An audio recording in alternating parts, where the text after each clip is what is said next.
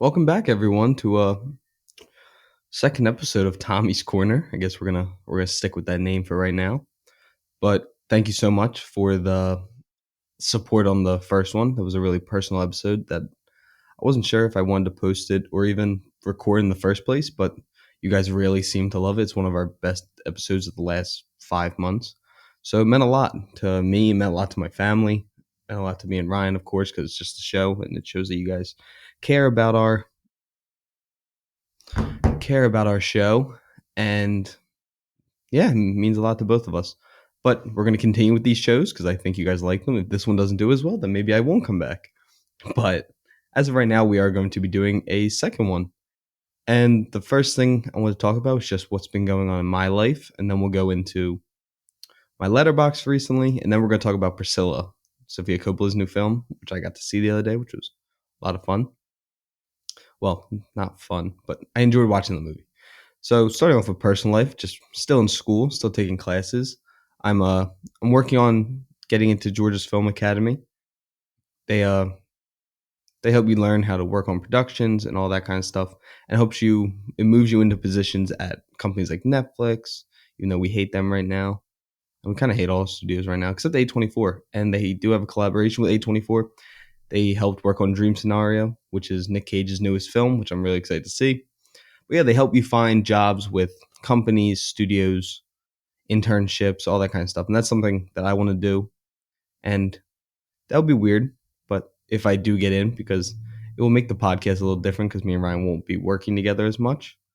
Like in the same room, we'll still do our show and still be best friends in the world sometimes. And yeah, so I mean, it won't change the podcast, but it will change the dynamic, I think, a little bit. It'd be a lot happier just because it would be like more of us being like, oh, we get to see each other, get to talk. So yeah, we'll see how that goes. But fingers crossed that I can get in the first place. What else has been going on? Oh, I saw Taika Waititi's new movie, Next Goal Wins. Thanks to Next Goal Wins for having me to an early screener, which was really cool. The movie's really well done.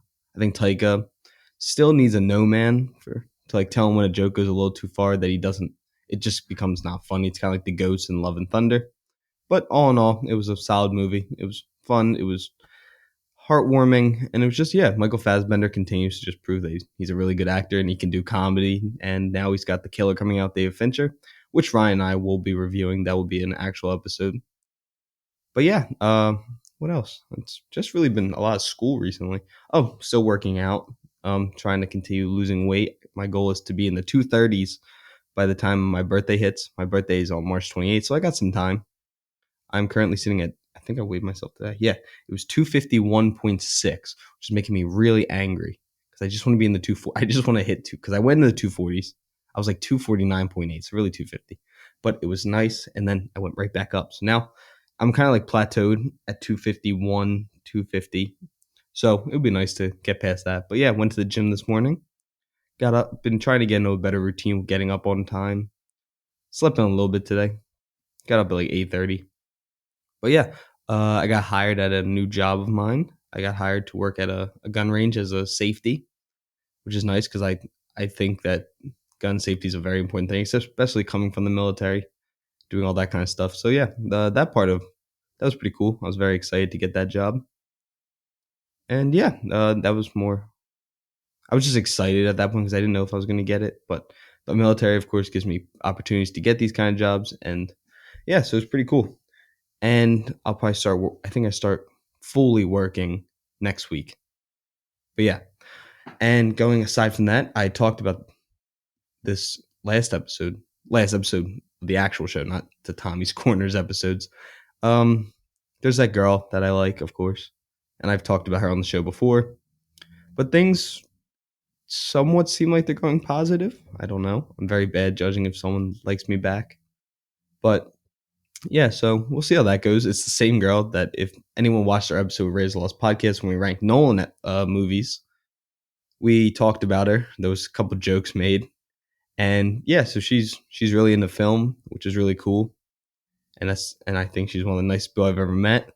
But yeah, she's a friend of mine, so it's always good to start off as friends. I think I'm really bad at talking about dating advice. I've never really had like a true, real girlfriend. Neither is Ryan, so we're just the worst at this. But hopefully that works out. I should be seeing her. I think I'm hanging out with her this week and next week. Yeah. So hopefully that continues going well. But you never know. It should go south very quickly. But yeah, life's been pretty good recently. Actually, been doing well with my diet.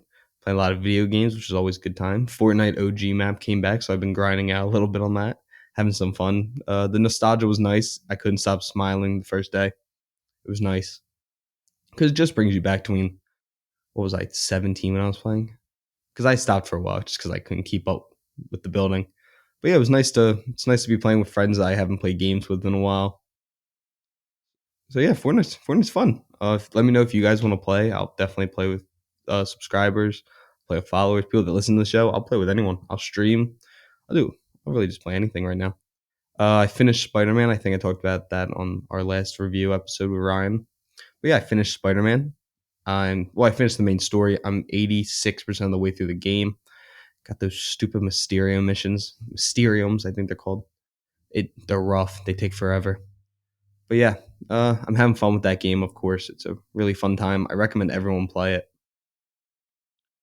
What else do I want to talk about? I know there's like the main plot one, but then there's like sub components I didn't really write about as much. Yeah, the podcast. I don't know what happened recently. The last month we've been on fire. All of a sudden, I think we finally hit like a mainstream algorithm because now we had one of our episodes hit the top 200 on Spotify for TV and film, which was cool. And yeah, so we hit the. I guess you guys have been sharing the show, listening to a lot of the older episodes. Our first couple episodes all of a sudden have just started getting a lot of viewership. I guess you guys want to see where we came from, which I understand. My mom said I almost deleted the first one, but we kind of have to rock it out because it's horrible. But yeah, so thank you guys for sharing the episode, listening to our show, caring what we have to think. But yeah, so we've hit like a main algorithm. We had our biggest month of the year, biggest month ever, not just of the year. Sorry. That's an energy drink, but I can't show you what it is because they don't sponsor me. But if you guys do want to sponsor me, and all energy drinks, any one of you, um, email us. We'll set something up, and I will drink your drink exclusively. I'll post about it. I love energy drinks because I can't get behind the coffee grind like Ryan does. But yeah, I think that's pretty much all that's been going on. Personally, I feel good mentally. Oh, our short film, I got what I think is the final cut. So I think all the editing is done. We should, we're probably going to be moving into submissions for short films, festivals, and then eventually I will post it. It will eventually be available on Instagram, probably. It will be available on Instagram, YouTube. I think TikTok, I'll probably post clips of it. But yeah, we're really excited for you guys to watch it. It means a lot to me. As I talked about before, it's a very personal story. And yeah, so keep your eyes open for that. We're still trying to figure out a title for the movie. But yeah, the short film I think's done now. I think it's fully done. I don't think I have anything else to work on. So shout out to Green Tater Productions for being a great company to work with. And yeah, I think we should move on to my letterbox recently.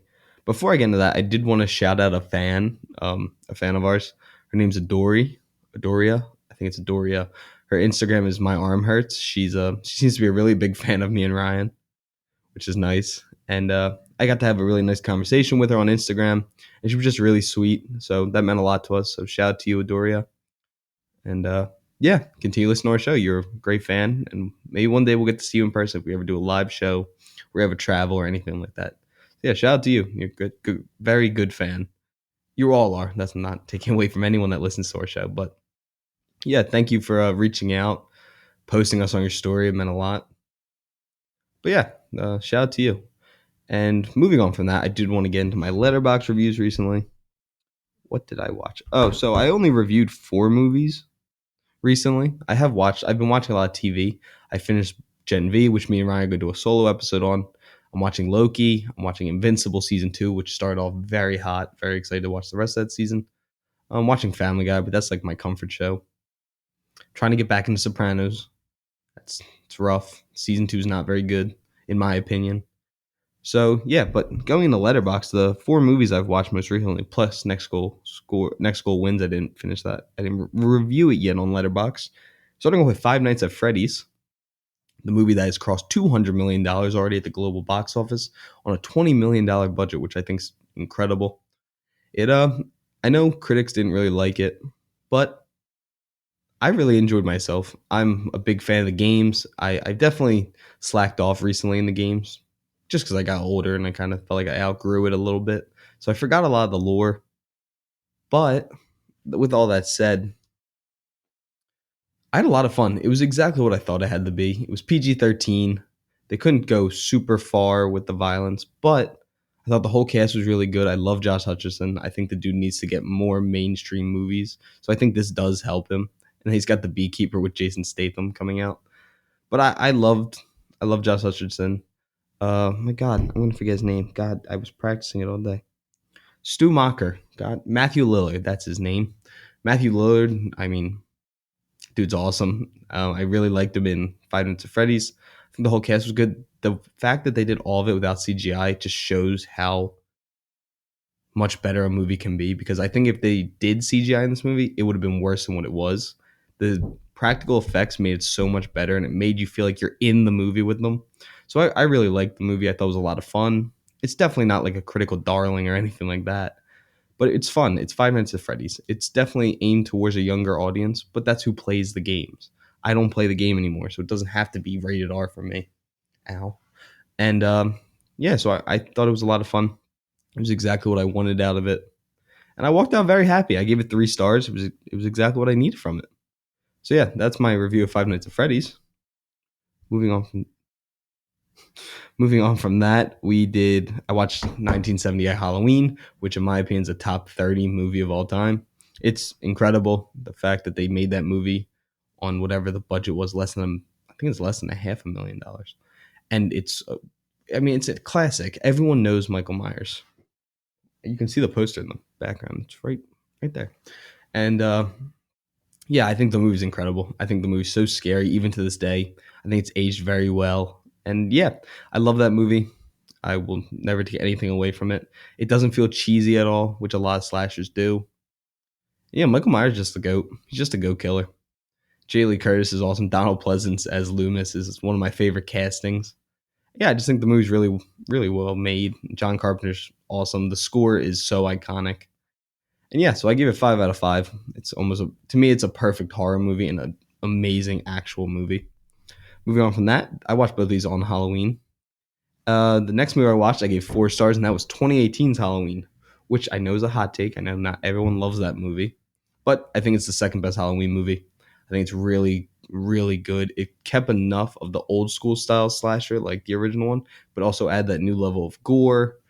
And I thought David Gordon Green did a really good job with the first one.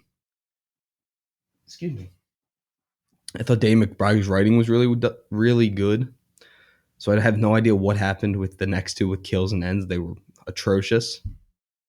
But yeah, I really do like the movie. I think it's a cool story to do a requel instead of continuing that stupid curse storyline that they had for a long time. But yeah, so I really like the movie. I think it's a really good horror movie, a really good slasher film. It's just fun. It's just Michael Myers just killing people in very gruesome ways, it's just always going to be fun to watch. So yeah, I'm a big fan of Michael Myers, big fan of the Halloween movies, and yeah, it was a lot of fun, and I was very excited to get to watch it again. My last movie, well, we'll move on from this is the end of the letterbox portion of it. I will say Priscilla is the most recent movie I've reviewed. I give that 4 stars, but I actually want to do kind of like a review of Priscilla now, like just going into the actual movie. So I have my phone out just because that's how I'm going to do it. I don't want to keep switching tabs anymore on my laptop. So Priscilla, it's directed by, of course, Sofia Coppola.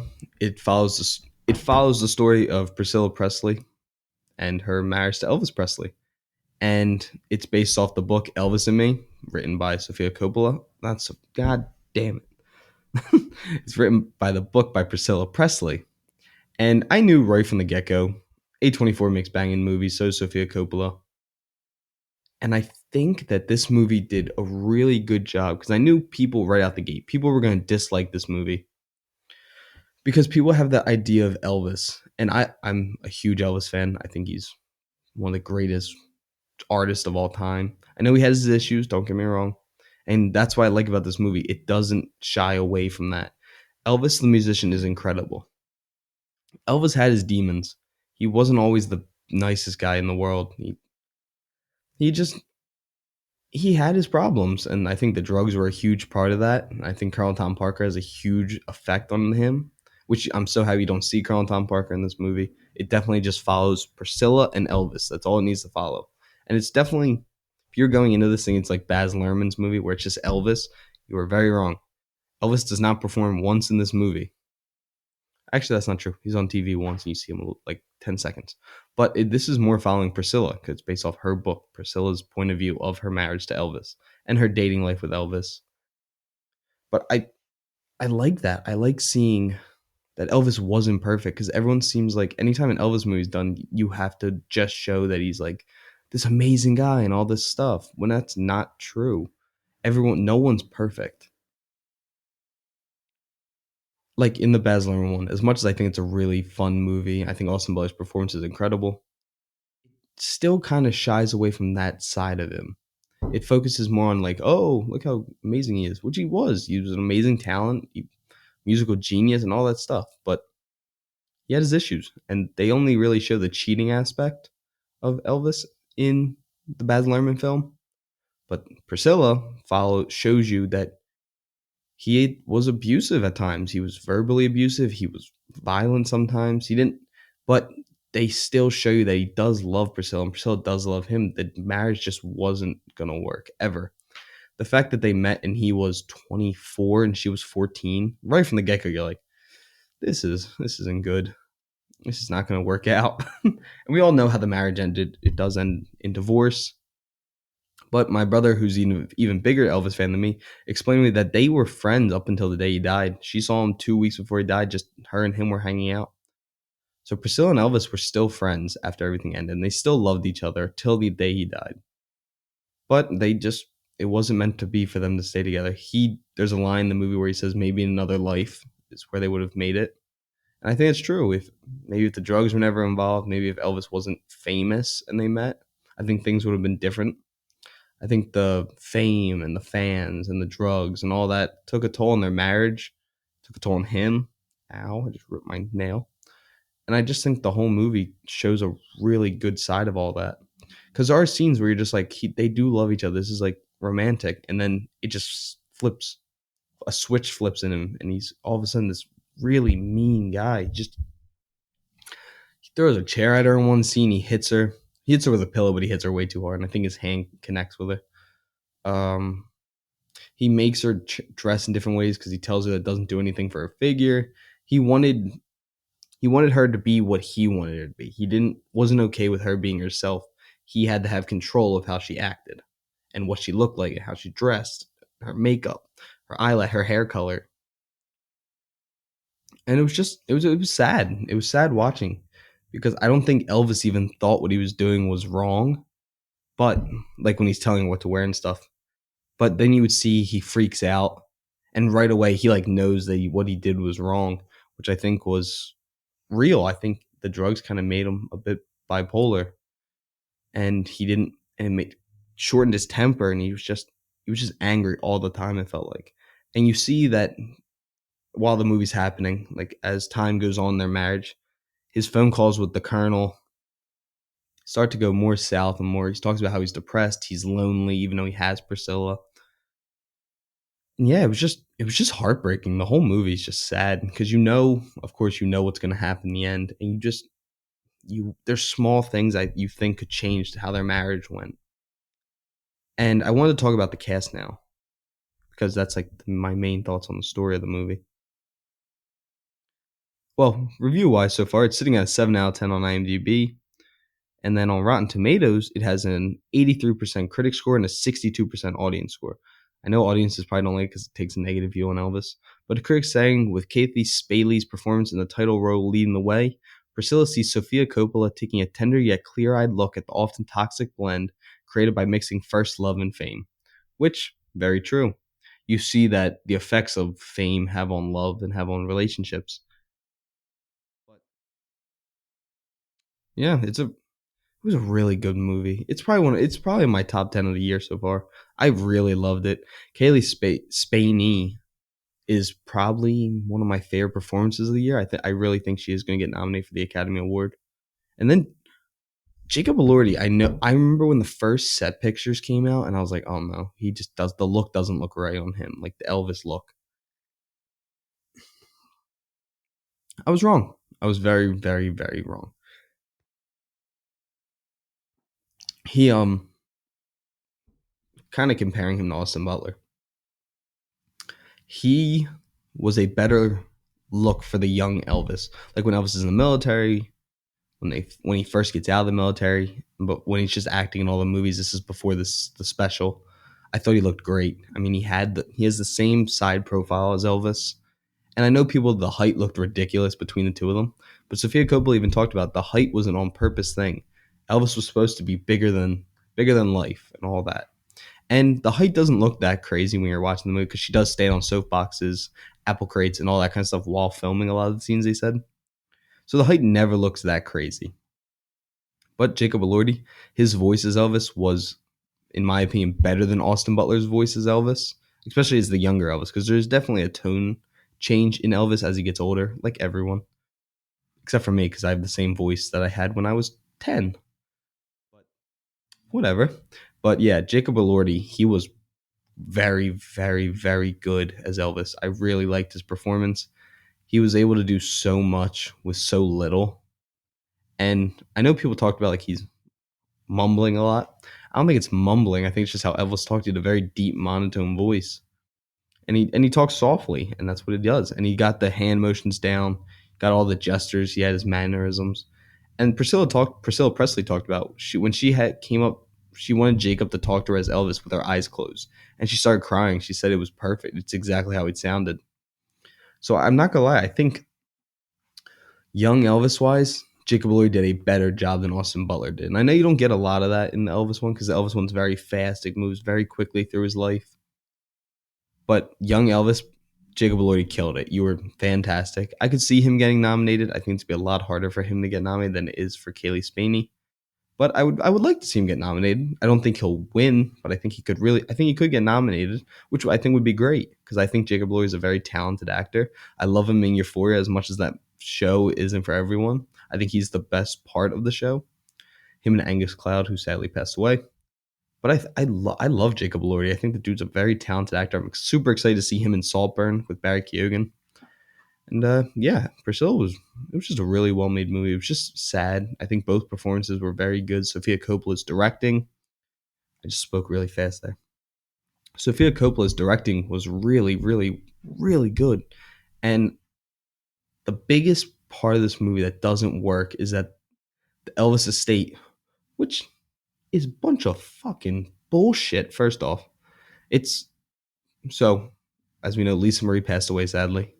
Priscilla is the only member left that knew Elvis. The Elvis estate denied this movie, so they weren't allowed to use Elvis, like his actual likeness.